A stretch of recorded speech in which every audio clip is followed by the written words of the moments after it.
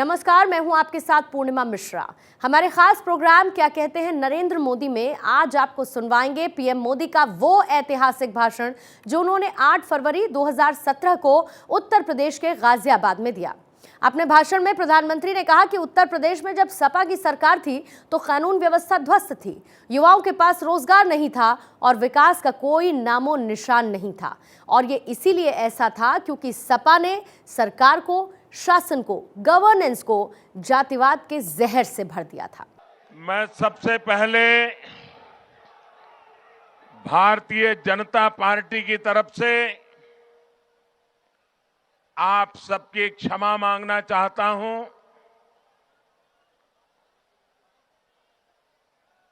मैं देख रहा हूं कि मैदान के बाहर ये टीवी वालों का सारा कारोबार के भी पीछे इतनी बड़ी संख्या में लोग खड़े हैं।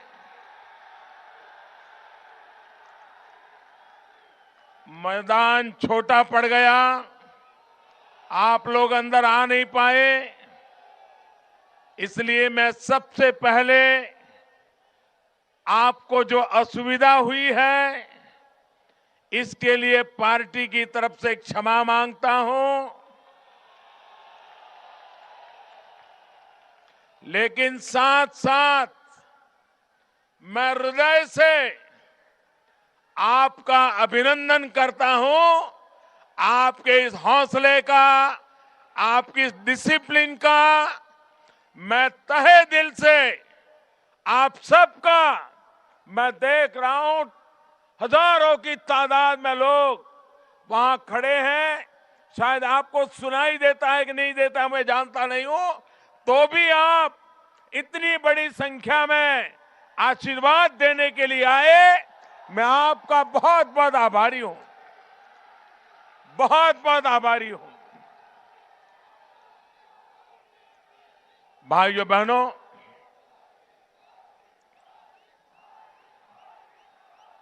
ये चुनाव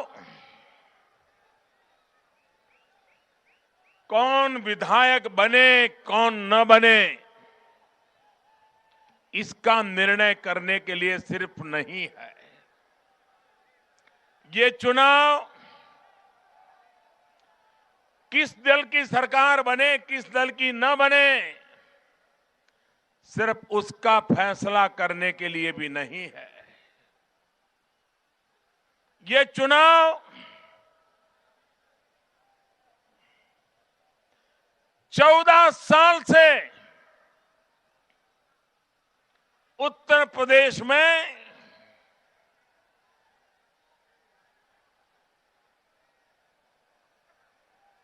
जो विकास का वनवास है, उस विकास के वनवास को समाप्त करके 14 साल के बाद फिर उत्तर प्रदेश में विकास की धारा बहाने का चुनाव है।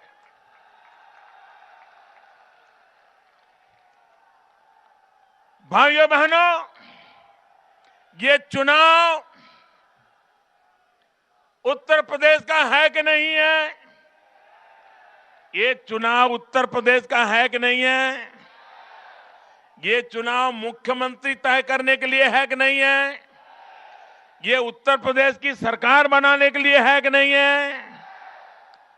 आप मुझे बताइए, यहां जितने भी लोग चुनाव प्रचार कर रहे हैं, उन लोगों ने अपने चुनाव प्रचार में, जो लोग सरकार में है, उन्होंने 5 साल के हमके काम का हिसाब देना चाहिए कि नहीं देना चाहिए? सपा वालों ने 5 साल उन्होंने क्या किया, इसका उत्तर देना चाहिए कि नहीं देना चाहिए? उत्तर प्रदेश में भी उत्तर नहीं देते हैं तो ये उत्तर प्रदेश को उत्तम प्रदेश कैसे बनाएंगे?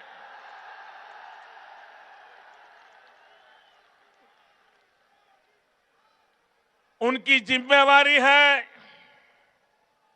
श्रीमान अखिलेश जी, आपने पिताजी का क्या किया, चाचा जी का क्या किया,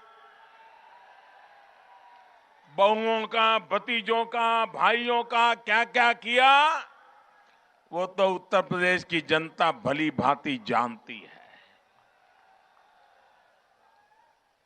समय की मांग है कि आप पिछले 5 वर्ष में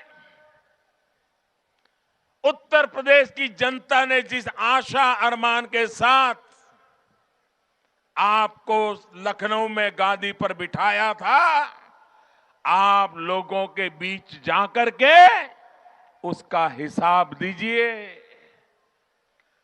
उत्तर प्रदेश की जनता को जरा उत्तर दीजिए। लेकिन ये नहीं कर रहे हैं। ये जितने भी लोग यहां से हो या बाहर से आए हो, मोदी ने क्या किया, मोदी ने क्या किया, दिल्ली सरकार क्या कर रही है, मोदी ने ऐसा किया, मोदी ने वैसा किया। अरे जब 2019 का चुनाव आएगा, ये मोदी सामने से आकर के हिसाब देगा, सामने से आकर। अभी तो जिम्मेवारी आपकी है, आप जवाब दीजिए।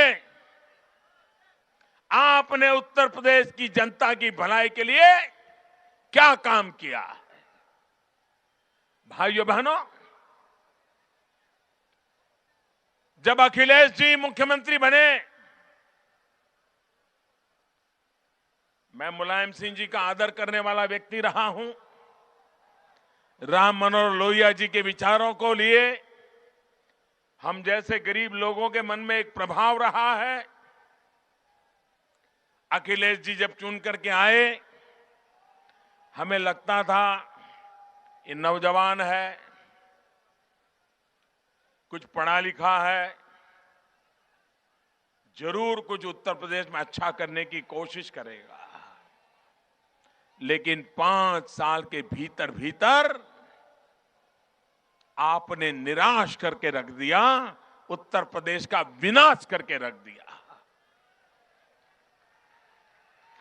यहां के लोग मुझे बताइए, आज उत्तर प्रदेश में सूरज ढलने के बाद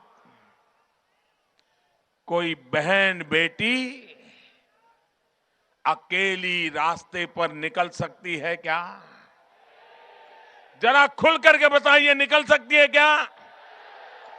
अगर कोई बहन बेटी शाम को घर आने में देर हो गई तो मां बाप परेशान हो जाते कि नहीं हो जाते?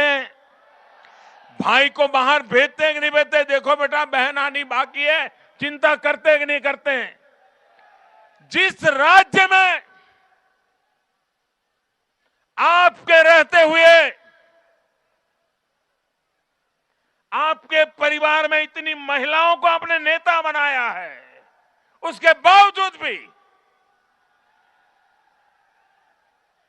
क्या कारण है कि उत्तर प्रदेश की मां बेटी सलामत नहीं है, शाम को अकेली घर के बाहर निकल नहीं पाती है?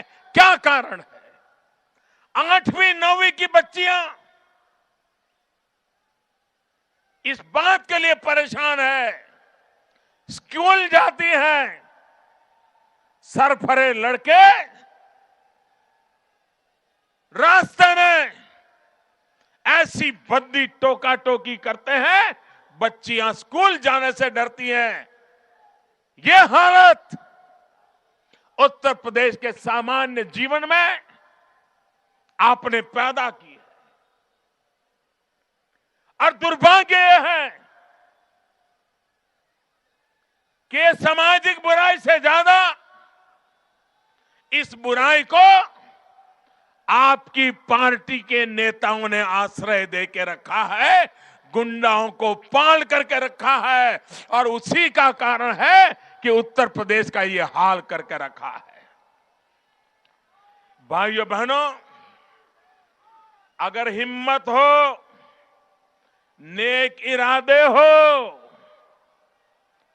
तो आप उत्तर प्रदेश में अच्छी कानून व्यवस्था कर सकते हो।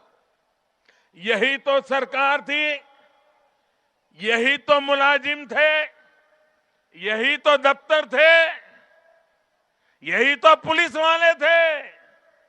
लेकिन जब कल्याण सिंह को सेवा करने का मौका मिला, राजनाथ सिंह जी को सेवा करने का मौका मिला, भारतीय जनता पार्टी के मुख्यमंत्रियों को सेवा करने का अवसर मिला, ये सारे गुंडागर्दी करने वाले लोग या तो जेल में थे या सीधी लाइन पर चलने के लिए मजबूर हो गए थे। भाइयों बहनों, उत्तर प्रदेश में सिर्फ आर्म्स एक्ट, हथियारों के गुनाहगारी में 40,000 शिकायतें दर्ज हैं। 40,000। अगर आर्म्स एक्ट में 40,000 शिकायतें दर्ज हो, हर दिन बलात्कार, हत्या, बेहिसाब। मैंने अलीगढ़ की सभा में विस्तार से उसका ब्यौरा दिया था। लेकिन भाइयों बहनों, इनको कानून व्यवस्था में सुधार के लिए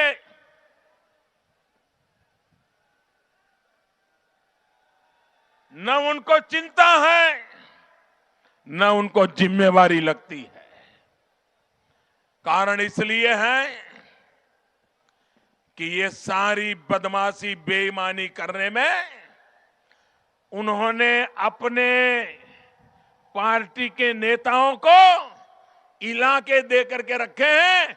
उस इलाके का तुम राजा, जो करना है करते रहो, थाने वाला मैंने बोल दिया तुम्हें कुछ करेगा नहीं। इसी का ये नतीजा है।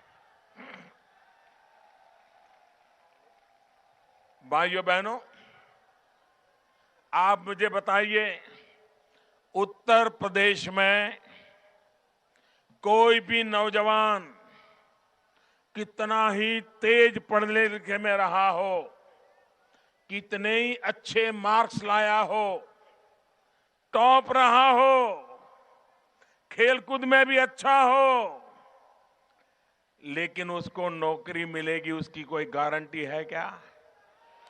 नौकरी मिलेगी उसकी गारंटी है क्या? उसका कारण क्या? क्यों नौकरी नहीं दी जाती है? योग्यता होने के बाद भी क्यों नौकरी नहीं दी जाती है? उसका हक है तो भी क्यों नहीं दी जाती है? इसका कारण है कि उन्होंने राजनीति को, सरकार को, शासन को, गवर्नेंस को जातिवाद के जहर से भर दिया है।